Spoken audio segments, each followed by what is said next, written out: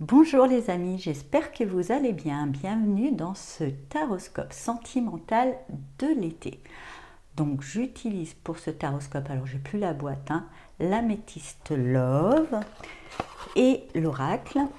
En tarot, j'utilise le tarot de l'amour et en carte message, l'oracle de l'amour d'Astro Bohème. Voilà. Alors contrairement au taroscope mensuel, ça va fonctionner là, on a, comme chaque saison, il y a trois mois à peu près. Donc le premier mois, le deuxième mois, le troisième mois, l'énergie un peu générale avec l'oracle améthyste Love. Cette colonne-là, c'est vous. La colonne-là, c'est la personne en face de vous, ou pour les célibataires, la situation, l'atmosphère, qu'est-ce qu'il y a en vous. Et au centre, la relation, s'il y a quelqu'un, ou le champ des possibles pour les célibataires.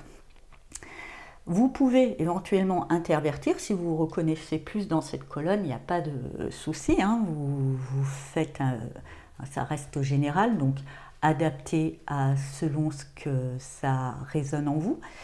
Vous pouvez, pour plus d'informations, consulter le taroscope de votre signe ascendant et lunaire, et vu qu'on est dans l'assentiment, là aussi le taroscope du signe dans lequel se situe Vénus dans votre thème astral. Voilà. Comme cette introduction va être reprise dans chaque taroscope, vous retrouverez en barre d'infos un timer pour pouvoir la passer, parce que je ne pense pas que si vous regardez votre signe solaire, ascendant, lunaire et Vénus, voilà, au bout de la quatrième fois, je pense que ça va peut-être être bon pour vous. Donc n'hésitez pas à cliquer sur le temps indiqué à côté de taroscope pour passer directement cette intro. Voilà, à tout de suite pour les taroscopes. Bonjour chers amis Balance, bienvenue dans votre taroscope sentimental de l'été 2023. Donc on va voir tout de suite le début. Et avec addiction, attention, dépendance malsaine, je ressens, ça parlera peut-être pas à toutes les balances, attention de ne pas tomber. Alors, ce n'est pas forcément volontaire de la part de l'autre, mais j'ai l'impression qu'il y a une notion peut-être de manipulation vis-à-vis de l'autre. Voilà, qui pourrait avoir une emprise sur vous. Et en tous les cas, dans la bonne, si on regarde ça d'un autre angle, ça peut mettre en lumière une faiblesse, un point à améliorer chez vous, où l'autre aurait un pouvoir, il s'en rend pas forcément compte, ou elle s'en rend pas forcément compte, et ça crée chez vous quelque chose d'assez toxique. Attention, prenez-en la mesure, on ne change pas l'autre, par contre vous pouvez changer, vous faire en sorte que cette zone qui est un petit peu comme un crochet sur lequel on peut aller mettre une ligne et vous manipuler, au lieu de couper la ligne et de demander à l'autre de ne pas mettre de ligne, vous pouvez enlever le crochet sur vous. Et pour d'autres, ce que je ressens, attention de ne pas être trop focus sur des trucs qui vous prennent la tête ou autre, et de mettre un petit peu votre relation en second plan, ou en même voir en troisième plan par rapport à des côtés un peu compulsifs, maniaques ou autres, ou des choses qui vous détournent de l'essentiel.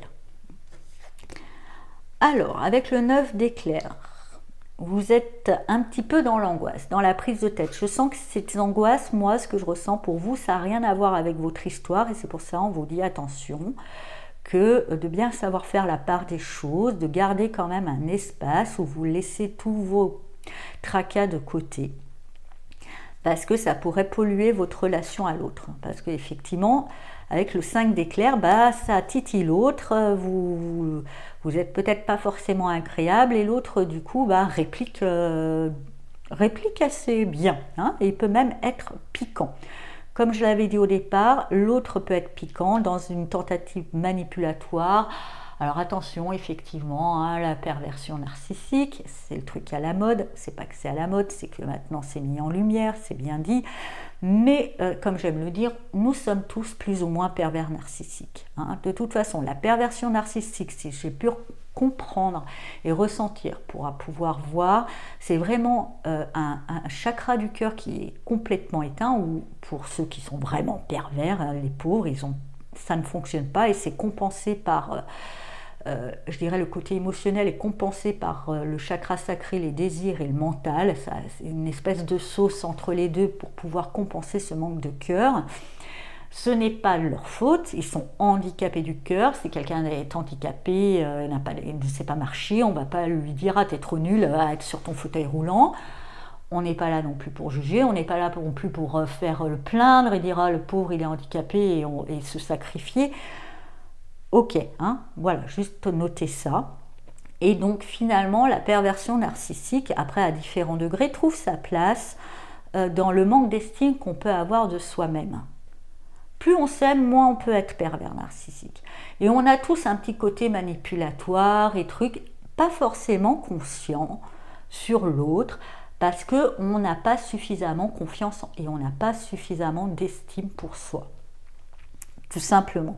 Et là, il va y avoir un peu ce jeu, hein, peut-être l'un et l'autre, où on est plus dans une envie d'avoir de l'emprise, un besoin d'être assuré, parce que au lieu de se dire ah l'autre essaye de me manipuler, il va avoir une emprise, ou ah machin, chercher à manipuler l'autre, peu importe qui, quoi, comment, peut-être comprendre que ça trouve sa place dans le fait que vous ne vous aimez pas suffisamment, ou que l'autre ne s'aime pas suffisamment, et inviter à mettre ça en lumière pour que ça soit guéri.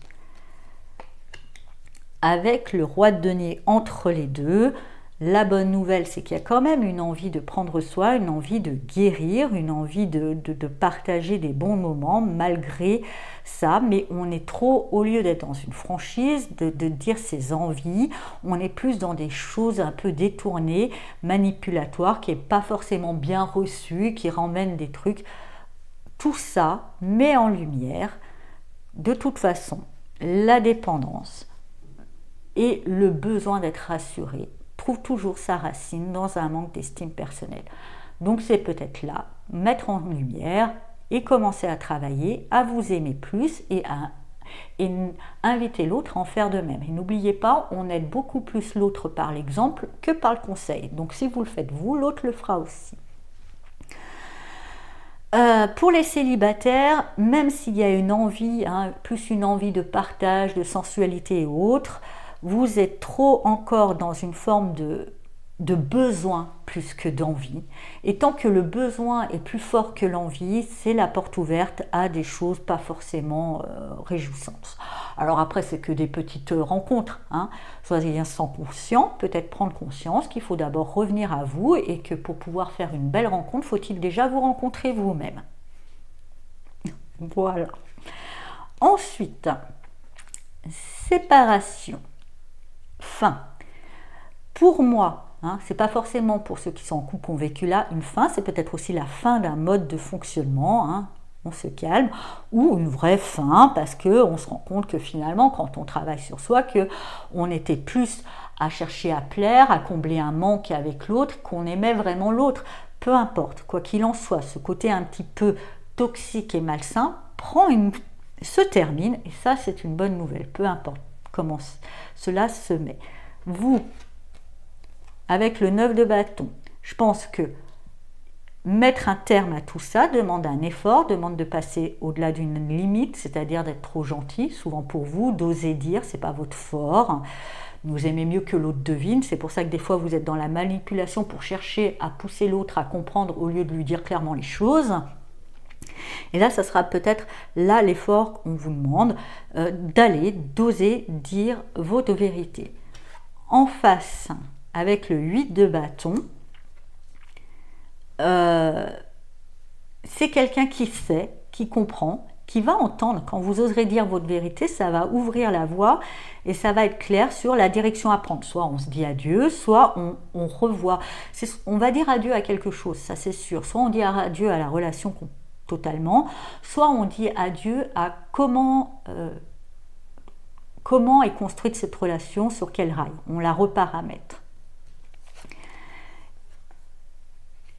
Et ce qui ramène justement entre vous un bel équilibre, une belle harmonie. Peu importe, hein, un équilibre, une harmonie, des fois on s'entend mieux séparés, ok, ou on s'entend mieux dans des nouvelles conditions de vie, de partage. Pour les célibataires, on vous dit de clôturer, d'aller au-delà d'une certaine limite, peut-être de guérir une certaine rupture qui était là, il y avait peut-être un besoin trop fort, de couper avec un passé. Et d'oser aller vers un inconnu, d'oser, il y a une voie qui est toute tracée pour vous et qui vous permet de belles rencontres. Mais pour ça, il va falloir lâcher quelque chose, il va falloir sauter un pas, il va falloir savoir abandonner quelque chose, peut-être un système de croyance ou autre. Mais une fois ça fait, vous vous retrouvez sur l'autoroute de l'amour. Ensuite, message reçu. Pour moi, c'est pas un message concret, c'est plutôt l'enseignement. Vous allez pouvoir tirer l'enseignement, vous allez comprendre le message qui se cachait derrière tout ça. Ça sera vraiment bien ancré pour vous, quelle que soit votre situation, hein, en couple ou en célibat, par rapport à ce que vous avez vécu, de voir qu'après l'autoroute s'ouvre, vous allez réussir à comprendre quelque chose, il y a bien reçu. Vous voyez, message reçu, ce que j'entends, enseignement reçu. Vous, avec ce 4 de fleurs, de ce fait, ça remet un peu, ça calme un peu vos émotions. Alors, ça les calme, c'est bien, elles sont posées, vous avez été quand même pas mal secoué, hein, il y a eu de l'angoisse, de devoir dépasser une limite.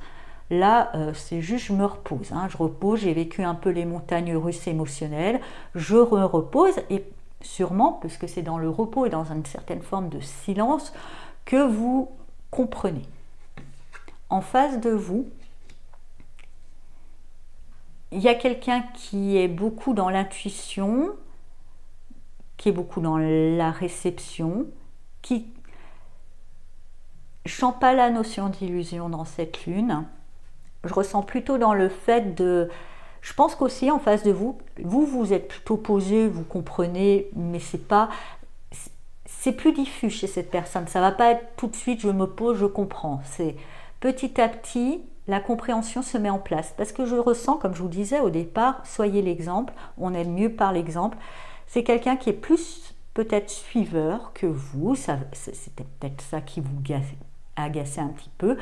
Laissez le temps, cette personne aussi va comprendre le message de comment les choses doivent se placer, peu importe que vous soyez vraiment séparés, hein, ça va permettre de radoucir la séparation, ça va être compris, ou que vous avez juste coupé avec un mode de fonctionnement qui ne vous servait plus.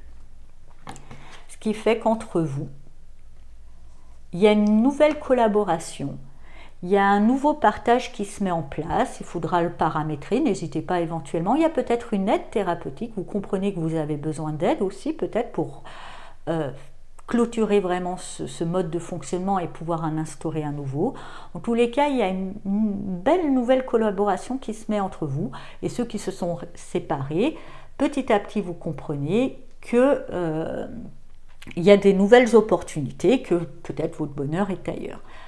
Pour les célibataires, vous vous posez, hein, vous vous posez en face de vous, le monde, il y a des graines, il y a des opportunités, mais vous ne vous sentez pas prêt, vous devez vous remettre de vos émotions et je dirais établir, peut-être avec l'aide de quelqu'un, hein, faire un travail pour bien établir, bien comprendre votre définition de votre idéal amoureux, tout simplement.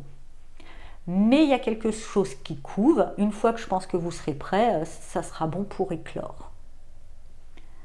Voilà, bien. En fait, ça va être un été pour vous, je dirais, de travail quand même, sur vous et sur la relation à l'autre, mais plutôt fructueux. On va voir le message pour vous. Le compromis est une promesse d'amour. vous laisse méditer là-dessus. C'est peut-être justement dans cette nouvelle collaboration qui sera mise en place, hein, le compromis en fera partie et ça sera une belle promesse d'amour. Voilà, chers amis Balance, j'espère que ce taroscope vous a parlé. Je vous souhaite un très bel été et je vous dis à bientôt. Au revoir.